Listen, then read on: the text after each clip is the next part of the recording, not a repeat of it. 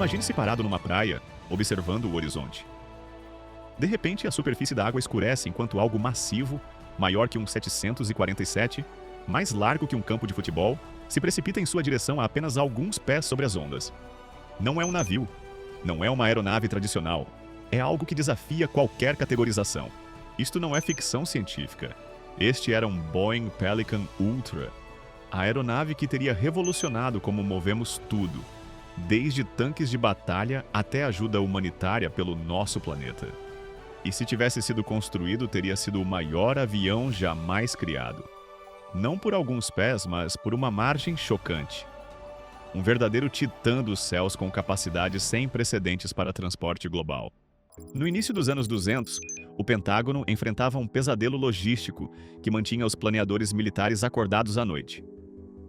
Como deslocar uma brigada inteira, 3.000 tropas mais 7.500 toneladas de tanques, helicópteros e equipamentos para qualquer lugar na Terra em apenas 96 horas? As opções existentes apresentavam uma escolha impossível. Navios? Demasiado lentos. Aeronaves como o C-5 Galaxy? Demasiado limitadas em capacidade, requerendo dezenas de voos. O que o militar precisava era de algo revolucionário. Algo que combinasse a capacidade de carga bruta de um navio com a velocidade de uma aeronave. Este desafio impossível chegou às secretárias da divisão secreta Phantom Works da Boeing, o mesmo grupo responsável por algumas das inovações mais radicais da aviação. A sua resposta? Um conceito tão audacioso que parecia pertencer a um século completamente diferente. Já se perguntou por que os aviões têm de voar tão alto? E se o ar logo acima do solo ou da água pudesse realmente ajudá-lo a voar mais eficientemente? A chave para o design revolucionário do Pelican não era apenas o seu tamanho, mas onde voaria.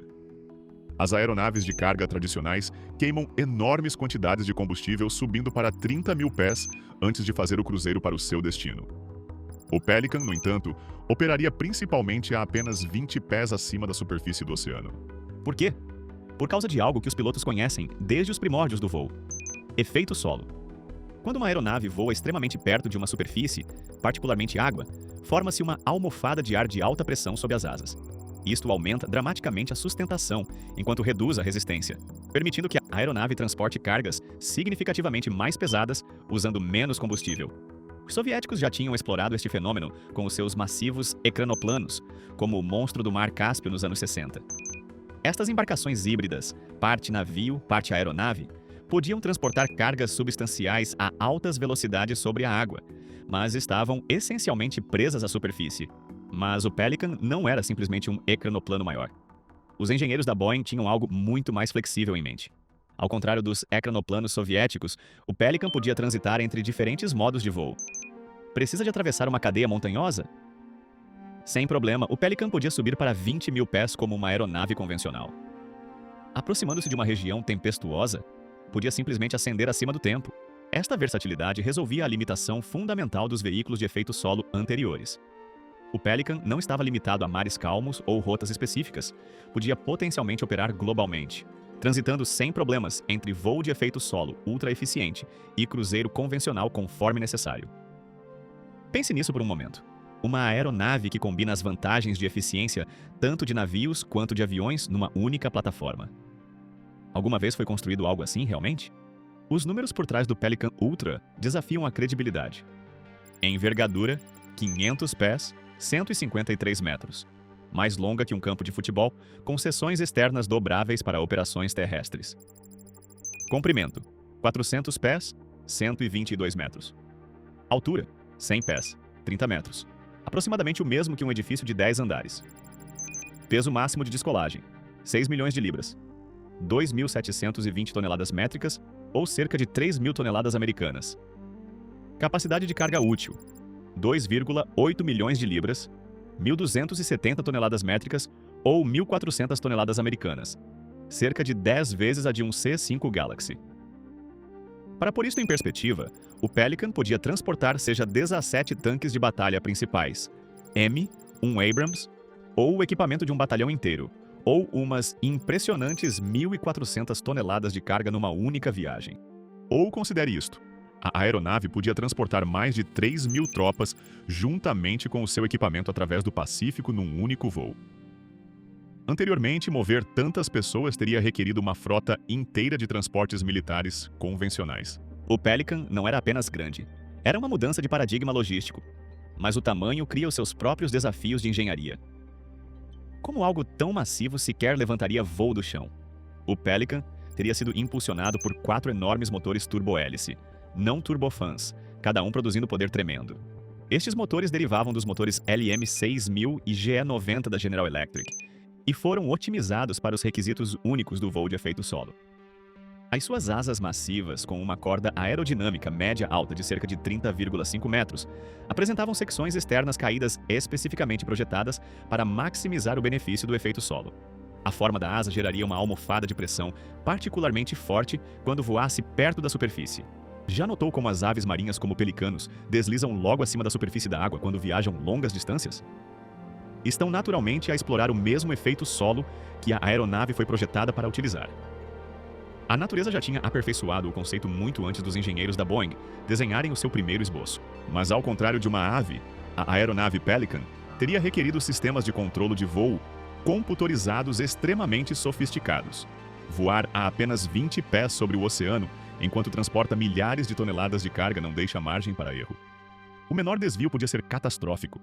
Pense nos desafios de voar uma aeronave com uma envergadura mais larga que um campo de futebol a apenas 20 pés sobre as cristas das ondas.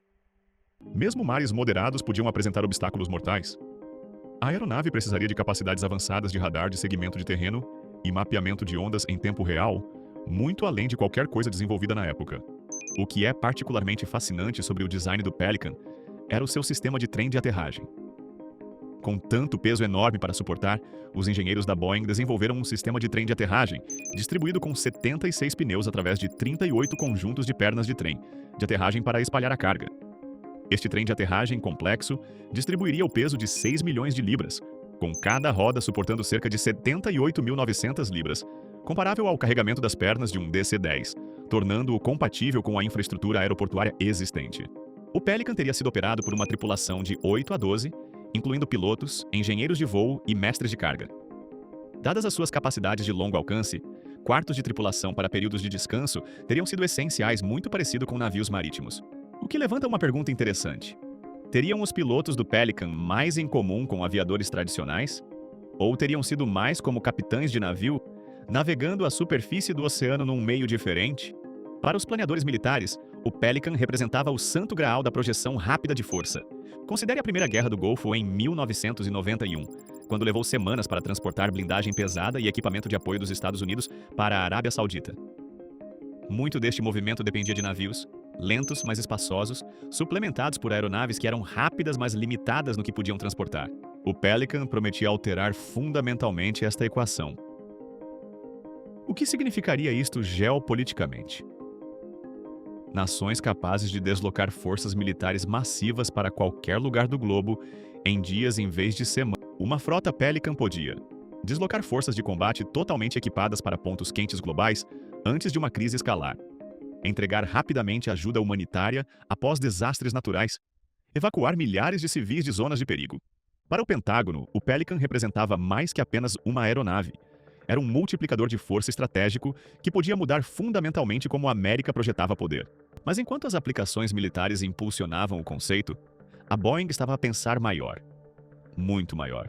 A Boeing não visualizava o Pelican unicamente como um transporte militar. O seu potencial comercial era igualmente revolucionário. E se o transporte marítimo global não fosse dominado por navios porta-contentores de movimento lento, mas por frotas de Pelicans massivos, movendo carga a 275 milhas por hora em vez de 25 nós? Transporte transpacífico reduzido de semanas para horas. Manufatura just-in-time levada a um nível completamente novo. Cadeias de fornecimento globais transformadas. A eficiência do voo de efeito solo significava que o Pelican podia potencialmente mover carga, a custos, aproximando-se aos do transporte marítimo. Talvez 2 a 3 vezes mais caro, mas 10 a 15 vezes mais rápido.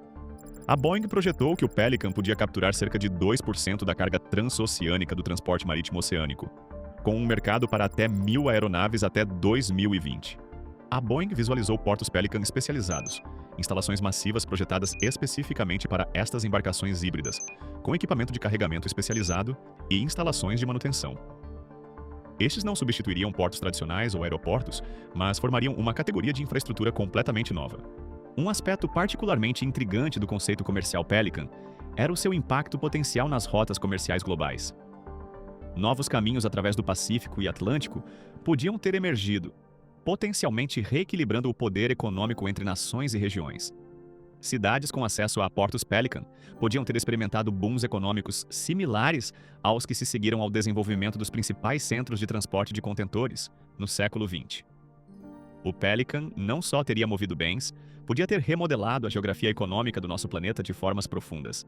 Como se veria o nosso mundo diferente hoje se o Pelican tivesse tido sucesso? Seriam as nossas cadeias de fornecimento mais resilientes? Teríamos evitado alguns dos estrangulamentos de transporte que vimos em anos recentes? Apesar do seu potencial revolucionário, o Pelican nunca progrediu além de estudos conceptuais avançados.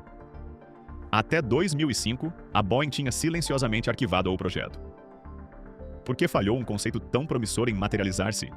A engenharia requerida para criar uma aeronave com uma envergadura de 500 pés, 152,4 metros, especialmente uma operando na aerodinâmica complexa do efeito solo, apresentava desafios sem precedentes. A Boeing reconheceu incertezas nas propriedades de massa, coeficientes de sustentação e aerodinâmica de efeito solo. Sistemas de controle de voo precisariam ser desenvolvidos do zero, juntamente com novos materiais capazes de suportar as tensões envolvidas. Podia a tecnologia do início dos anos 2000 ter suportado tal embarcação? Possivelmente, mas teria requerido milhões em investimento de ISD primeiro. Após os ataques de 11 de setembro, o foco do Pentágono mudou dramaticamente para contra-insurgência e operações especiais em vez de guerra convencional em larga escala. A capacidade de deslocar rapidamente uma brigada blindada inteira tornou-se menos crítica que desenvolver capacidades para conflitos assimétricos. O resultado do Advanced Mobility Concept Study, AMCS, foi crítico para o financiamento do Pelican, e a falta de apoio militar continuado eventualmente parou o desenvolvimento até 2006. Talvez mais criticamente, o caso de negócio permanecia incerto. Custos de desenvolvimento teriam sido astronômicos, potencialmente milhões antes de uma única aeronave ser entregue. Para aplicações comerciais, o Pelican ainda competiria com navios porta-contentores que, embora mais lentos, operam a custos significativamente menores. O ponto doce do mercado, carga valiosa o suficiente para justificar transporte mais rápido, mas não tão sensível ao tempo para requerer carga aérea convencional, podia não ter sido grande o suficiente para sustentar a produção, algo crucial que é frequentemente negligenciado. A Boeing considerou e rejeitou alternativas como dirigíveis e veículos de efeito solo, baseados no mar antes de se decidir pelo conceito Pelican baseado em terra. Estas alternativas podiam ter sido mais fáceis de desenvolver, mas não podiam cumprir os requisitos de flexibilidade que o Pelican prometia. O Pelican também enfrentava desafios potenciais de infraestrutura. Embora o seu trem de aterragem fosse projetado para distribuir peso comparável a aeronaves existentes, permaneciam preocupações sobre ondas sísmicas de altas cargas de rodas em aeroportos com lençóis freáticos altos. Talvez o Pelican fosse simplesmente demasiado revolucionário, um salto demasiado longe além da inovação incremental que tipicamente caracteriza o desenvolvimento aeroespacial. A história da aviação está cheia de conceitos visionários que se provaram impraticáveis quando confrontados com realidades econômicas e técnicas. Mas isso significa que o conceito está morto para sempre? Enquanto o Pelican nunca voou, o seu legado vive nas explorações contínuas da tecnologia de efeito solo.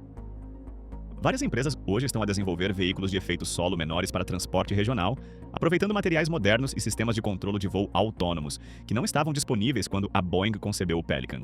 Considerações climáticas também podem reviver o interesse no conceito. O voo de efeito solo é inerentemente mais eficiente que viagens aéreas convencionais, potencialmente oferecendo emissões reduzidas por tonelada de carga movida. À medida que as regulamentações ambientais se tornam mais rigorosas, as vantagens de eficiência dos veículos de efeito solo podem tornar-se mais convincentes. Como se pareceria um Pelican moderno? Talvez menor, com materiais compostos avançados reduzindo o peso.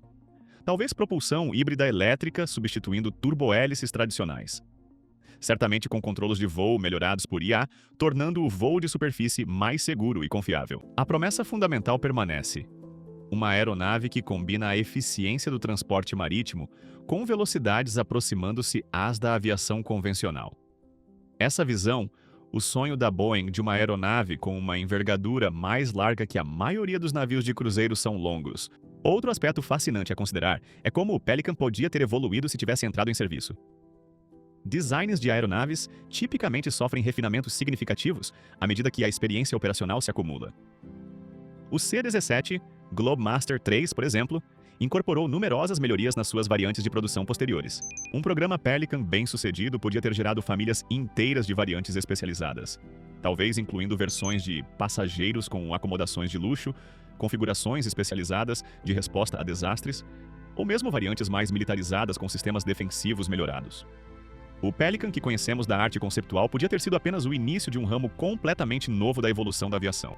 Então, enquanto o Pelican original pode nunca ter enfeitado os nossos céus, o conceito que pioneirou, o casamento da física do efeito solo com capacidades de voo convencionais, permanece uma possibilidade tentadora para o nosso futuro. O Boeing Pelican representa um dos maiores "e se" da aviação, um conceito visionário que empurrou os limites do que pensávamos possível no design aeroespacial.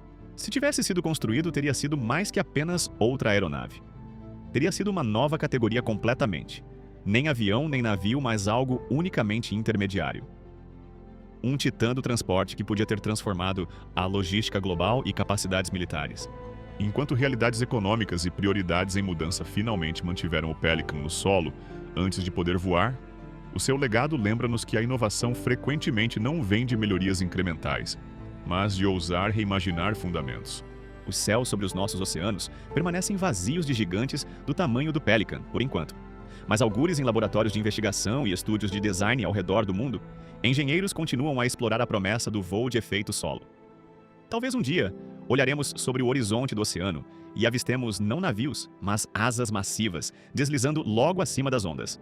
Até então, o Pelican permanece um dos poderia ter sido mais fascinantes da aviação. Um sonho de voo tão ambicioso que só podia ter vindo das pranchetas de visionários dispostos a desafiar a própria definição do que significa voar.